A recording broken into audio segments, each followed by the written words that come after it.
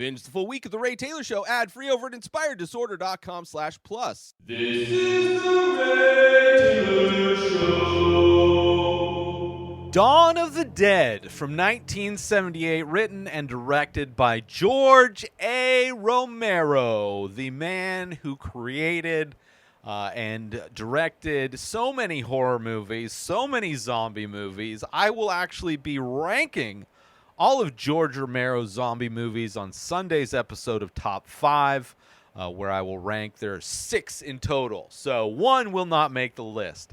However, I can honestly say that Dawn of the Dead will be making that list, but we'll see how high up that this movie goes on the list, because there are some good ones. Last year, I watched and reviewed George Romero's Night of the Living Dead, which is the first of the zombie franchise of movies, zombie series of movies that Romero did.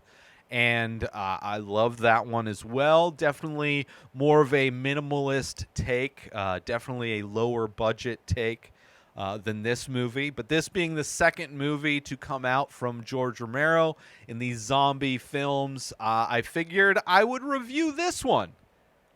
Right? It would have either been this one. After having seen it, I chose to review this one before having watched it. Could have also been Day of the Dead.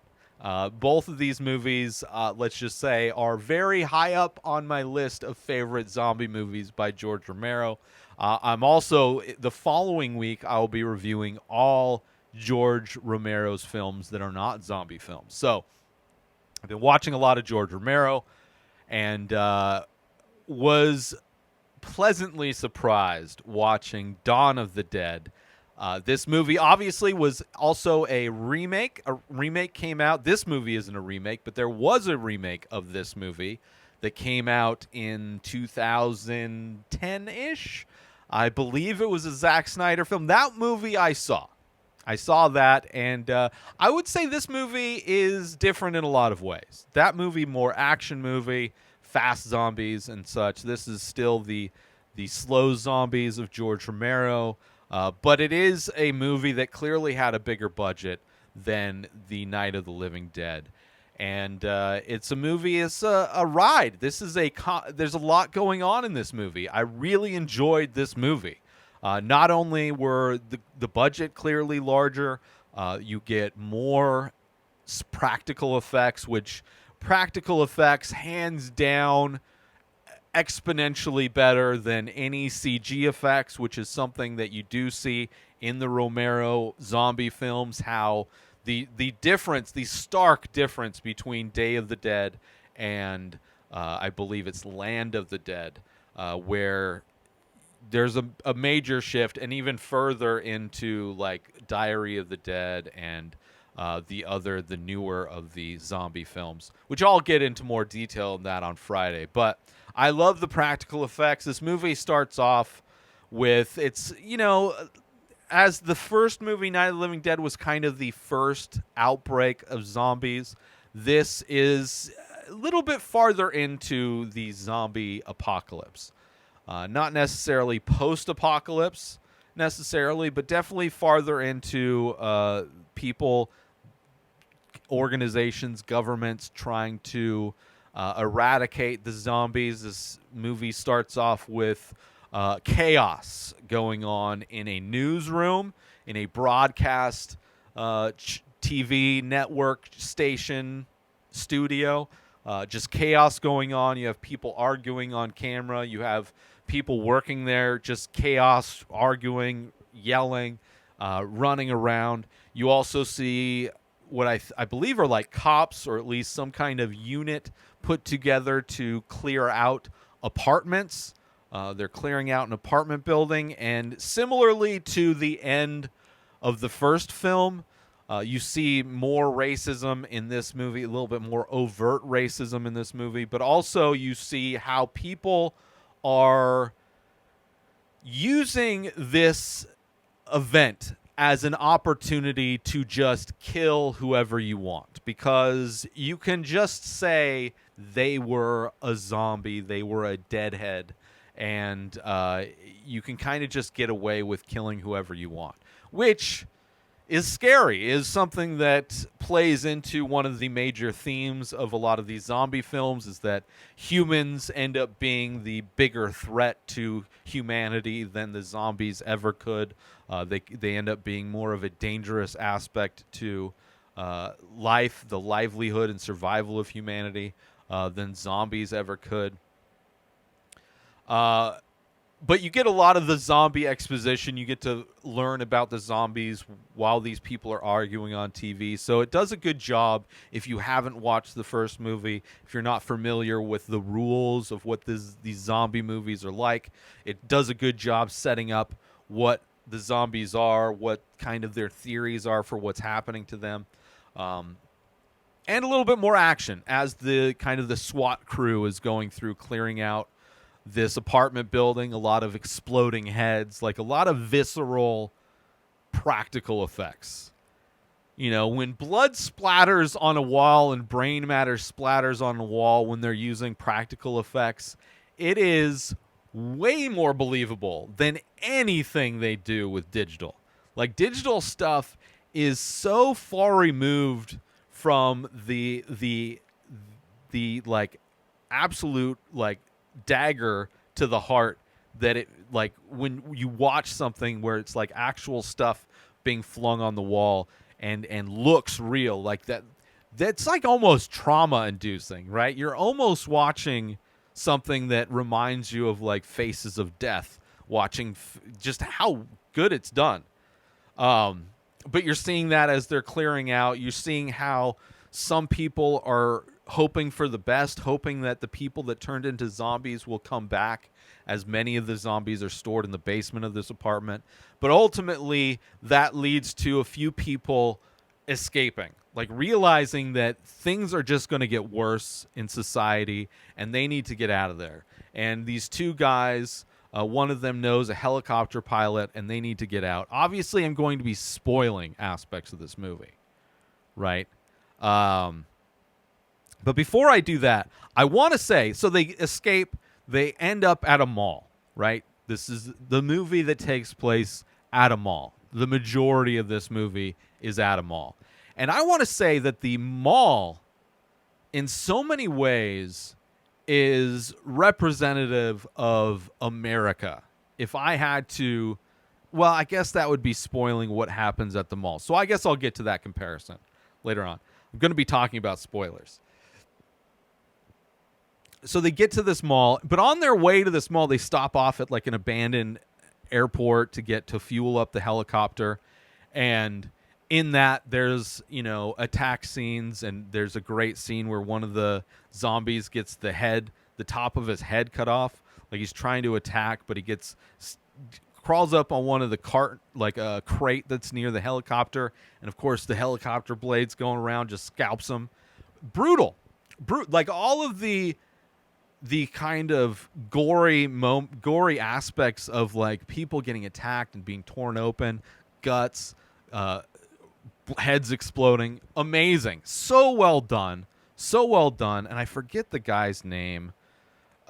The guy, the makeup guy, he does all of his movies. Please tell me who is it?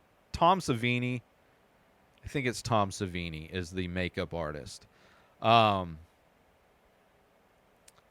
And amazing work, right?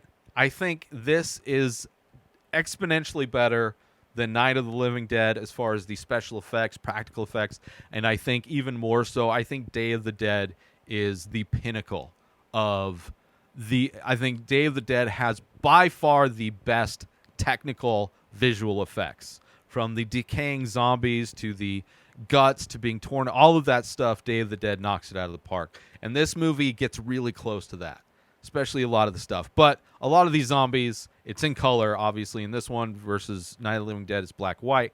So all the zombies have, like, gray face paint. Very inconsistent. Some zombies way more gray than others. Some you can clearly tell they're wearing makeup. It's okay. You can kind of get past that. But, you know, they're doing what they can do for the kind of the scope and the scale of this movie. It's pretty great. So they get get the gas. They go. They fly to a mall, right? And the mall is shut down. Zombies are still in the mall, though, but they find a way in to, like, the offices up on the top floor of the mall, right? So they're away from all the zombies. And it's just these four people. It's the helicopter pilot, the flyboy. You have his wife. I believe it's his wife. Maybe it's his girlfriend. And then you have the two SWAT guys, right? Tall black guy, short white guy. And there's a dynamic there where the flyboy is, like, just naive and causing a lot of unnecessary problems. You have his girlfriend or wife, who in a lot of ways is similar to the woman in the first movie, where she's kind of useless and gets traumatized. I think she has a little bit more agency to her as this movie goes on, but definitely kind of suffers from what a lot of female characters suffer from in older movies, where they act as more of just a burden than any kind of additional type of help. She's also pregnant. Then you have the two kind of SWAT guys, the tall black guy and the short white guy. Short white guy, very cocky, gets himself into trouble with his cockiness. But it's a good dynamic between the two, which I enjoy that aspect of this movie, right? You get to follow along with fun characters, interesting characters, more dynamic than the first one, more energy to the whole movie as well, and it becomes a lot of fun. Like, most of this movie takes place at this mall, and you see them, once they get in there, then they're like slowly try and take over the mall. Like, this movie is a little over 2 hours long. It's about 90 minutes in before they get control of this mall, right? So a lot of this movie is them getting to the mall, and then once they're at the mall, it takes them a while before they get to a place where they can eradicate all of these zombies out of the mall, and they have free reign of the mall.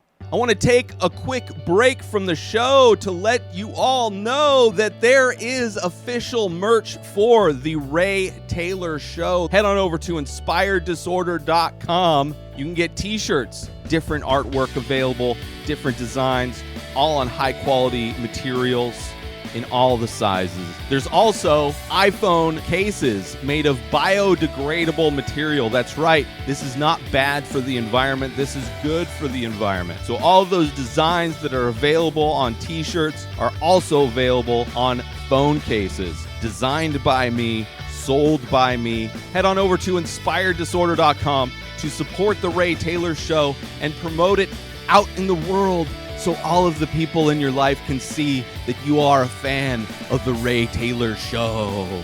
Now, let's get back to that very show right now. Right? And they can, really, they end up decorating and furnishing the offices upstairs to be like this, the home. Everything they could ever need is in the mall.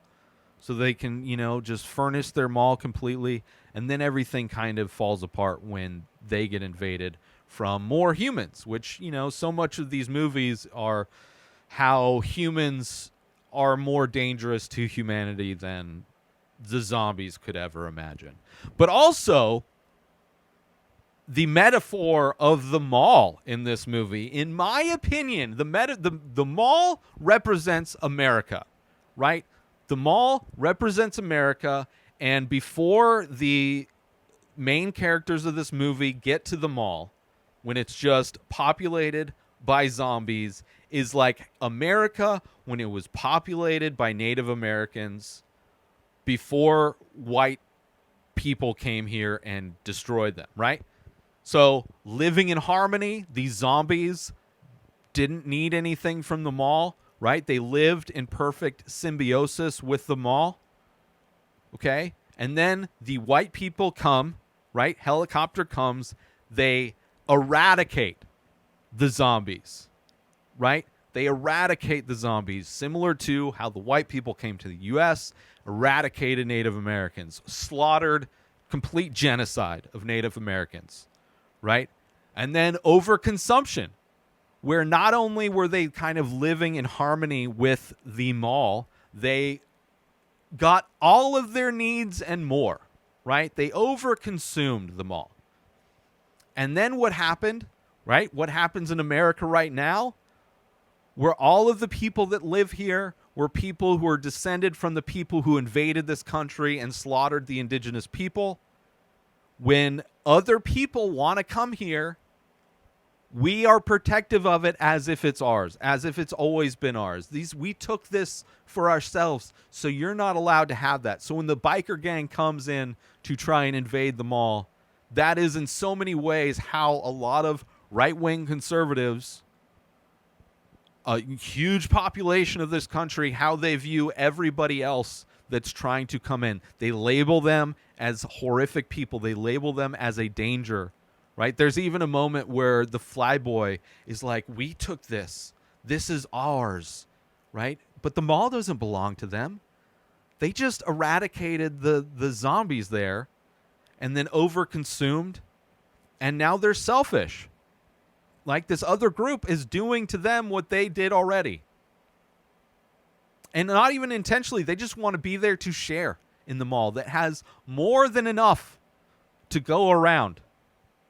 But of course, it ends up in violence, and that becomes like the biggest battle of this movie. And I think that's what, in a lot of ways, you can compare that to the United States. The zombies, Native Americans, invaded by white people, imperialists, eradicating the living things that were coexisting peacefully in the mall. Zombies not taking from the mall more than the mall, like peacefully. Over-consuming, and then when other people wanted to share in the wealth of this mall, they attacked violently, right? So I kind of love that whole thing. But also, it is very much like the overconsumption, the reason the zombies are there, which is detached from that theory, right?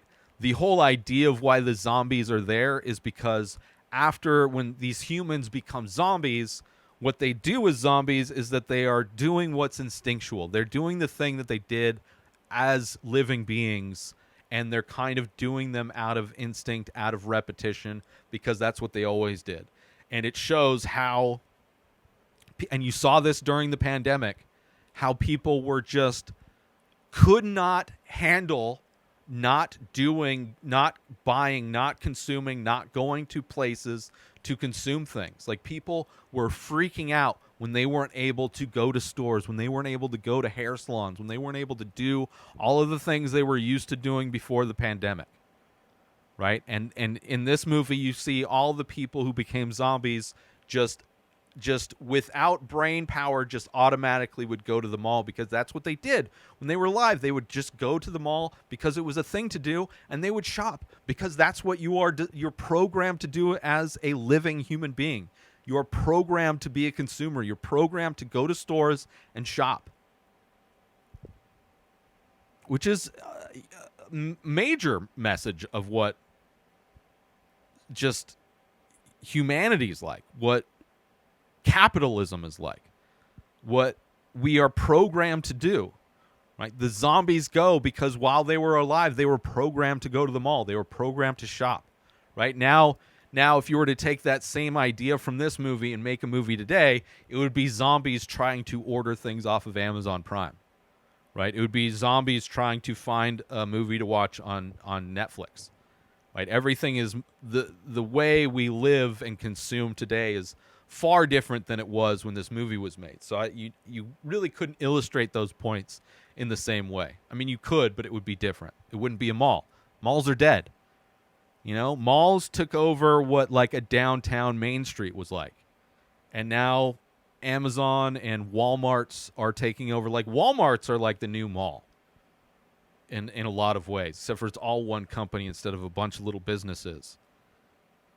Right? So it went Main Street to the mall to Walmart, and now it's just online stuff, which is ridiculous. Or even like Costco is a very similar replacement for what malls do. They offer a bunch of different services. You can go into a mall, you can go into a Costco, you can go into a Walmart and take care of all the things you need to do for all of your errands in one thing, and one company is getting all of your money.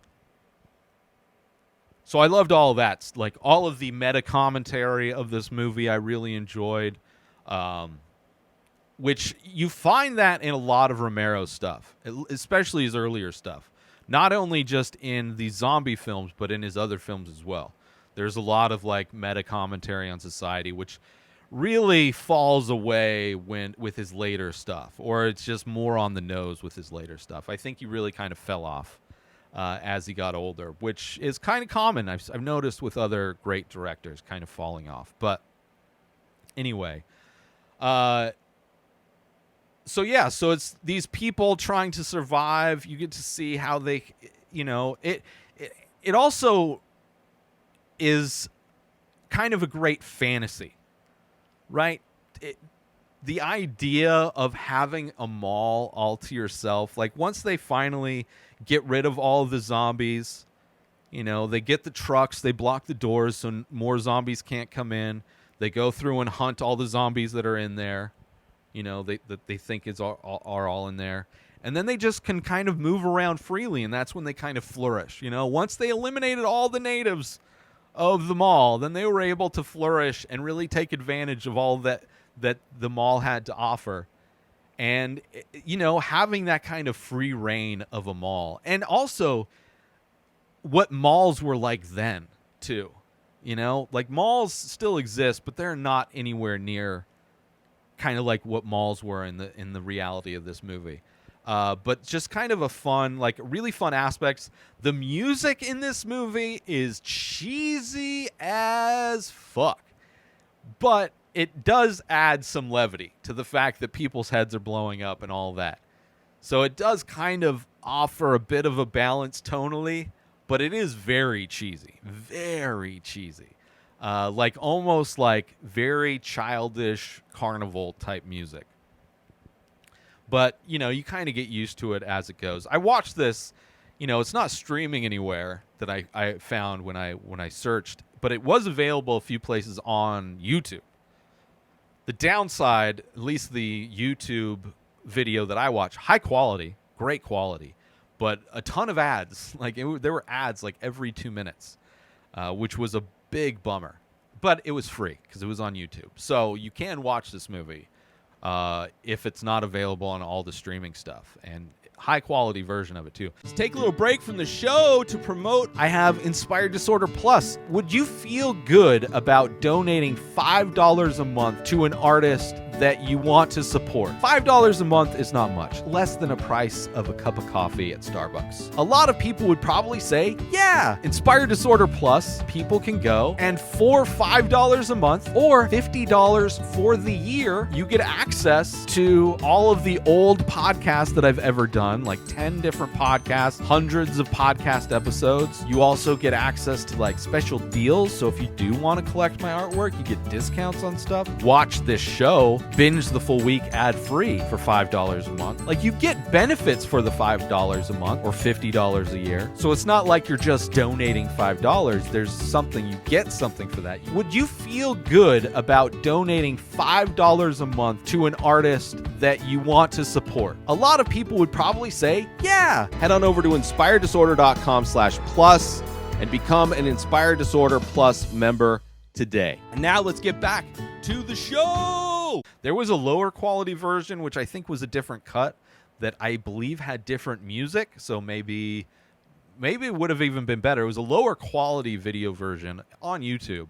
And I don't know if it had the same ad setup. The one I did had a bunch of ads, but it's available out there. But the music, very, very goofy, very cheesy, but a lot of fun. That's the thing I loved about this movie. It was a lot of fun, right? Because it was like, the tension of them almost being caught, people kind of being cocky and messing up and putting themselves in unnecessary danger. And then you see how they act when the biker gang comes in to invade, and you see how selfish and how protective people are of the thing that they stole from somebody else. Also you get to see amazing motorcycles. The thing about, like, I think Romero liked motorcycles or didn't. Definitely had good motorcycles, and he did a movie called Night Riders, which is like a cross between motorcycle guys, like a motorcycle gang, and like medieval times. But great choppers in this movie, and of course they're all like disgusting humans. Like the whole biker gang is just like disgusting people, racists, gangs. There's I guess a few Hispanics and stuff like that. But a great movie, a lot of fun.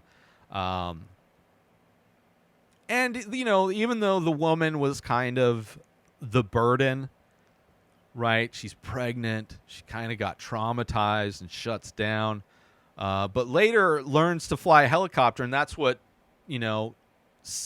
that's what kind of exposed them to the biker gang to begin with. She was being taught how to fly the helicopter, and that's when they saw, oh, there's a helicopter and it's running at the mall. It's like, we didn't think to go to the mall. We're just at a bar hanging out.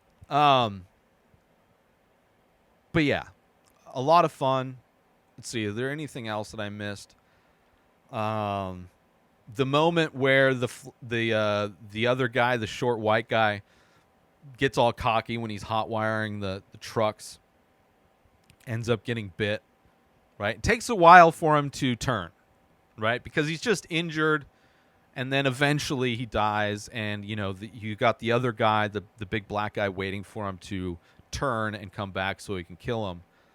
But the moment where he says, I'm going to try not to come back, it's kind of heart-wrenching, because you feel, they have like a bond, all these people, specifically him and the other SWAT guy, and they, him obviously cocky, obviously kind of, that, cocky type of a dude, where it's like, oh, I'm mentally going to overpower whatever this thing, I'm going to outwill what's going to happen to me.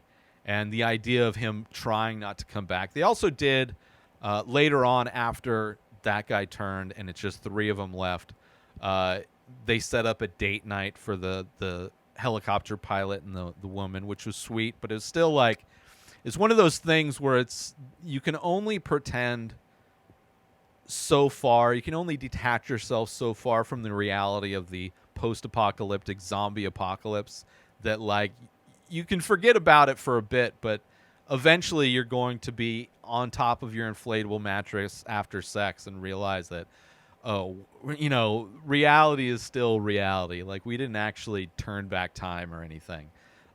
You were able to escape reality for a night, but you're put right back into reality right afterwards.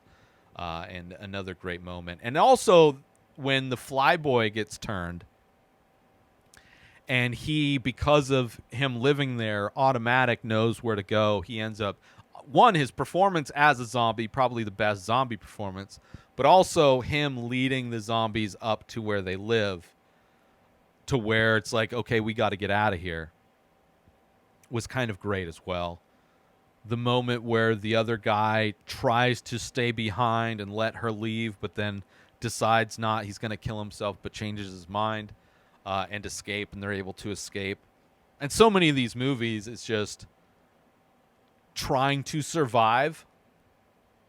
Whereas the first movie, the ending of thinking you survived, but then realizing that, like, oh, society is just, out to kind of kill now. And then this movie, they actually survive. So a little bit better, happier ending than the end of Night of the Living Dead. But still great. When the bikers are invading, and then that allows the zombies to come back in and invade as well. And you see everybody, just everything kind of falling apart. All of the biker guys getting torn apart. Great practical effects there. Tearing the guts out, tearing the head off. Like, there are some amazing special effects in this movie. Yeah, I'm pretty sure that's it. The line of them realizing that they are us, right? They're us. It's just, there's no more room in hell. So when there's no more room in hell, that's when the dead will walk the earth, because hell is full. Like, that's a great line as well. I think it was the black dude's dad, I think. Have and have nots. Mall is America. Guts. Flyboy performance. Yeah, it's a great movie. I really enjoyed it. and so much fun.